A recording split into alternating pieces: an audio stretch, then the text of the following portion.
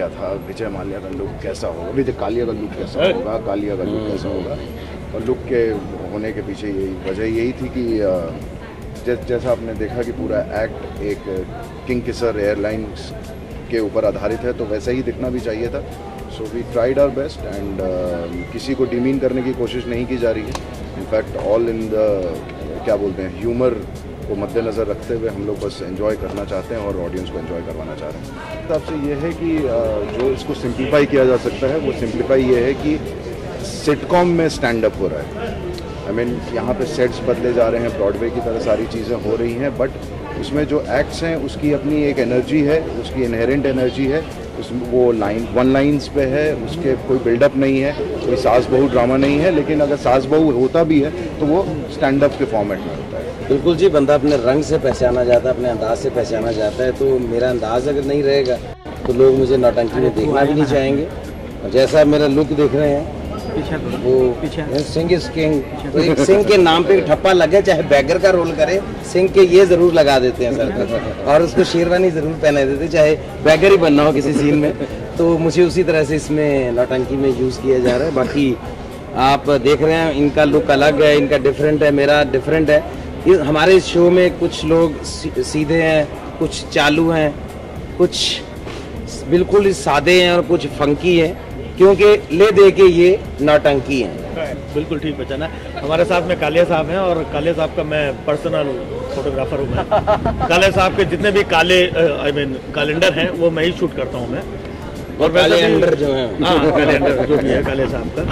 और वैसे भी कालिया साहब की फ्लाइट भले ही डूब गई हो, लेकिन उनके कैलेंडर में टंगी हुई तस्वीरें सारे लोग देखते हैं, तो वो तस्वीरें मैं शूट करता हूँ माल्या साहब के दिशा निर्देश में।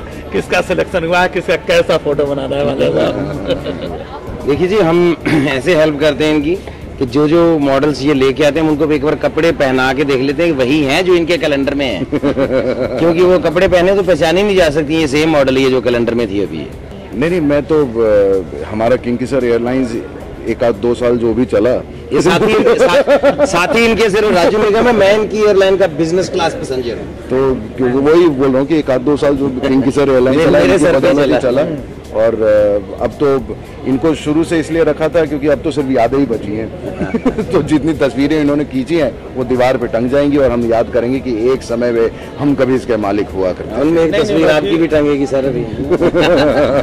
और वैसे भी इनके कैलेंडर में सिर्फ तस्वीरें होती हैं, बड़ी उम्दा तस्वीरें, तारीख तो होती नहीं है। हाँ, मतलब तारीख क्यों नहीं होती वो बताइए। हालांकि अभी हमारे कैलेंडर में तारीख देखता कौन है। हालांकि अभी इनका ना थोड़ा बुरा वक्त चल रहा है, तो अभी इतना बजट फ्लाइट तो इनकी पहले ही थी, लेकिन और बजट हो गई है। अभी परफ्यूम का खर्चा भी बचा रहे हैं। इनका सारा स्टाफ एक अगरबत्ती सारे घिस के आ जाते हैं, एक अगरबत्ती लेते हैं, मोगरे की परफ्यूम का खर्चा भी बचा रहे हैं। बिजनेस क्लास में तो इनको 2 अगरबत्ती रखनी है। बात हुई है अभी, काम तो हम सब एक दूसरे के साथ कर चुके हैं और शुरुआत अभी हुई है, तो अब एक दूसरे को और ज्यादा जानने की कोशिश कर रहे हैं। कोई कोबरा है जी, कोई अजगर है, कह नहीं सकते कि कौन ज्यादा खतरनाक है इसमें। और बेस्ट ये है कि कंपटीशन नहीं है, तो कंपटीशन की कोई भावना लेकर के हम लोग एक दूसरे से नहीं मिल रहे, इसलिए शायद फन के लेवल पे कुछ ज्यादा ही फनकार निकल रहा है। कोई कॉमेडी का नाग है, कोई कॉमेडी का सांड है, लेकिन कुल मिला के सारे भांड है। इसमें मैं एज ए गेस्ट अलग अलग एपिसोड में आऊँगा, और कभी गजोदर बन के, कभी मद्रासी बन के, कभी कोई पॉलिटिशियन बन के, अलग अलग फ्लेवर्स इसमें हमारी क्रिएटिव टीम ने डिसाइड की मेरे लिए। तो आज मैंने पहला एपिसोड किया। इसमें मैं माँ बनी हूँ, भटकती हुई माँ। मैं अपने बेटे की माँ बनी हूँ, मतलब मेरे बेटे को ही मैं बस दिखाई देती हूँ।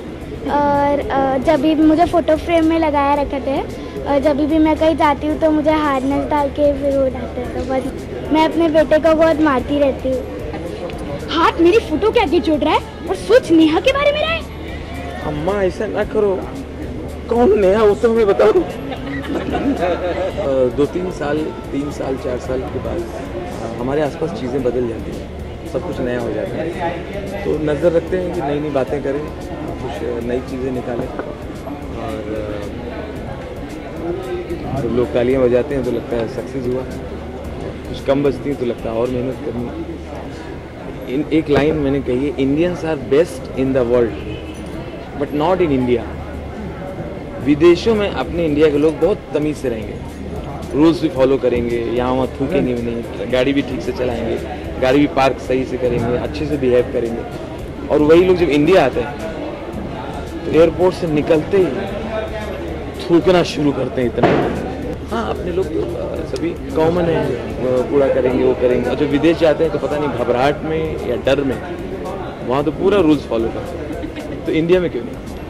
मुझे लगता है कि कागज़ का झंडा इस्तेमाल करना चाहिए। अभी पर्यावरण के लिए बहुत कुछ हो रहा है देश में, तो सबका कर्तव्य है इसकी प्रकृति की रक्षा करें। तो मैं कागज़ का झंडा ही लाऊंगा।